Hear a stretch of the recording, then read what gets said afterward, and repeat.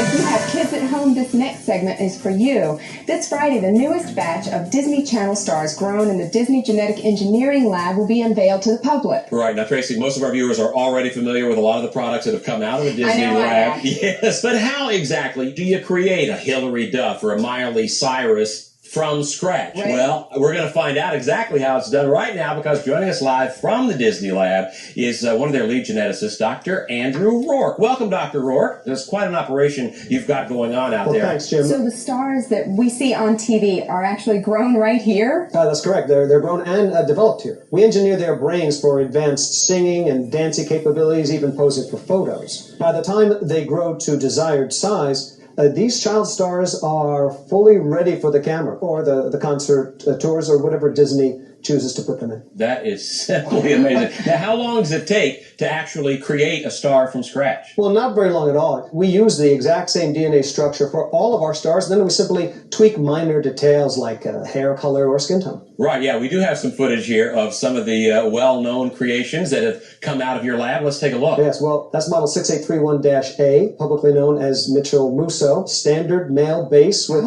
type 3 skin pigmentation. Wow. And that's model 6831-B. We give him slightly thicker eyebrows and type 5 skin. Oh, so it's sort of like putting a puzzle together there. Exactly. Amazing. Okay.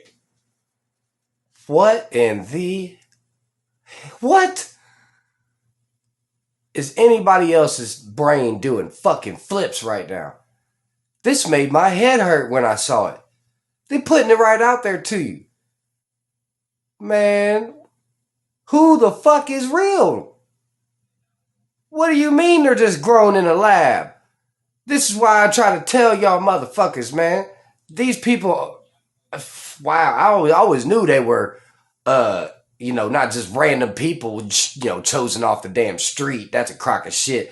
There ain't been a fucking casting call for any major fucking production since God knows when.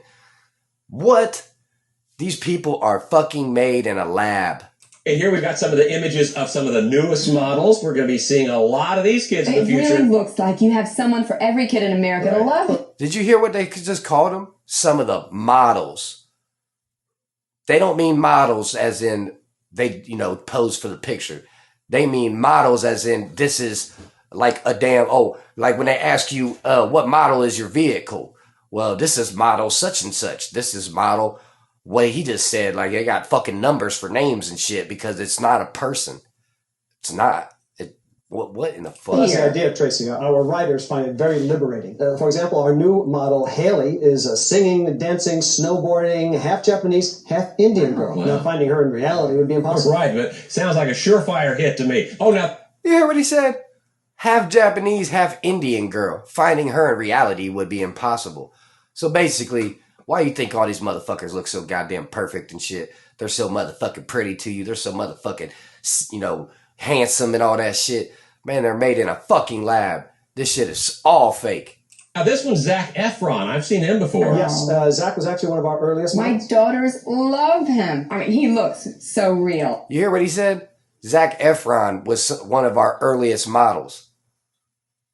What? So that tells you about when they started doing this type of shit. Early 2000s.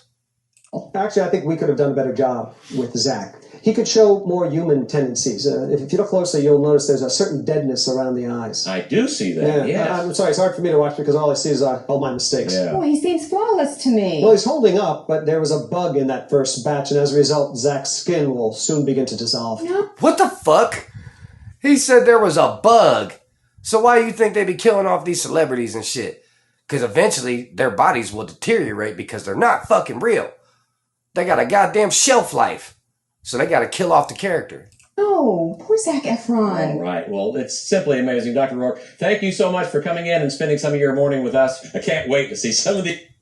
Stars have a 5 to 10 year relevance expectancy. So because they're only going to be relevant for 5 to 10 years, they don't even bother using real people. Fuck real people. Dude, I'm done. I'm just done. Is anybody else's head hurt over this? These new creations popping out of the lab. I'm just lost. Y'all let me know what you think in the comments.